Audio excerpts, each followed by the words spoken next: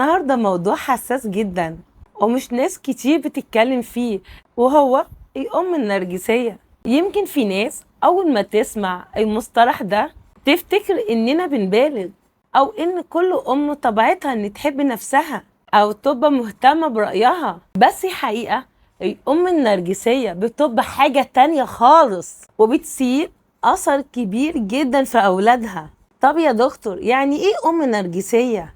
الأم النرجسية ببساطة هي الأم اللي شخصيتها عندها اضطراب اسمه النرجسية. يعني إيه؟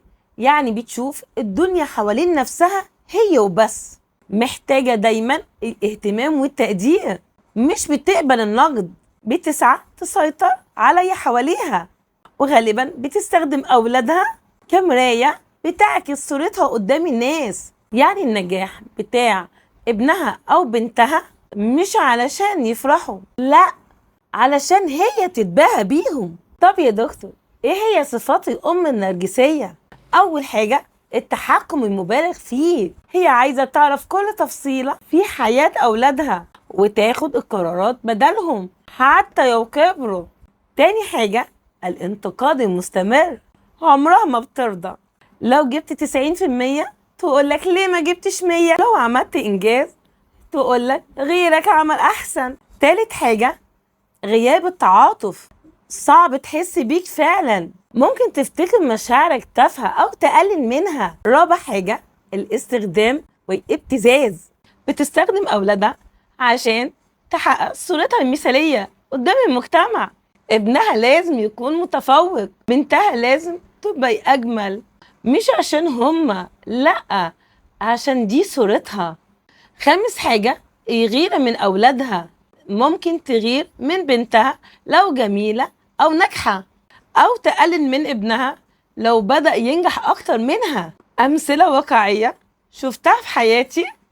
أول مثال، بنت بتقول لمامتها ماما أنا زعلانة، ترد عليها مامتها بتقول لها أنت مش عارفة أنا تعبت قد إيه عشانك. يعني بدل ما تسمعها تحول الموضوع لنفسها. مثال تاني، ابن ينجح في شغله، الأم تفتكر النجاح ده من تربيتها بس وتاخد كل الفضل، ولو حد مدح ابنها تقول طبعا ده من تعبي أنا مش من مجهوده هو. طب ايه تأثير الأم النرجسية على أولادها؟ أول حاجة فقدان الثقة بالنفس، لأن دايما في مقارنة وانتقاد. تاني حاجة الشعور بالذنب المستمر، الابن أو البنت بيحس إن هما مش كفاية وإن لازم يرضوا أمهم طول الوقت. تالت حاجة مشاكل في العلاقات، لأنهم متعودين على حب مشروط وممكن يكبروا ومش عارفين ايه هو الحب الصحي. رابع حاجة الخوف من الفشل، لان اي غلطة كانوا يتبهدلوا فيبقوا طول حياتهم متوترين من الغلط. طب يا دكتور، ازاي نتعامل مع الام النرجسية؟ دايما هفضل اقولها لكم ان اول حاجة الوعي، لازم تعرف ان بيحصل مش ذنبك وانك مش السبب. تاني حاجة حط حدود، ما تخليش مامتك تتحكم في كل تفاصيل حياتك، ده صعب بس ضروري.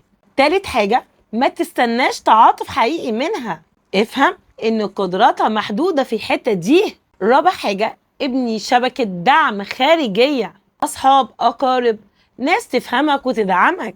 خامس حاجة لو الوضع مأثر عليك جامد ارجع لمعالج نفسي يساعدك تفكك العقد اللي اتكونت عندك في الطفولة. الخلاصة يا جماعة، الأم النرجسية مش موضوع سهل وناس كتير بتعاني منه في صمت.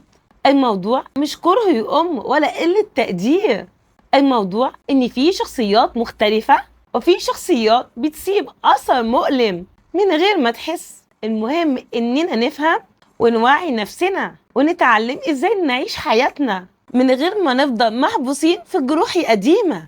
قولولي في الكومنتات، هل قابلتوا صفات زي دي في حياتكم؟ أو عندكم أسئلة عن التعامل مع الأم النرجسية؟ وبس كده، كان معاكم دكتورة أمل دانيال، دكتوراه في الصحة النفسية. سلام.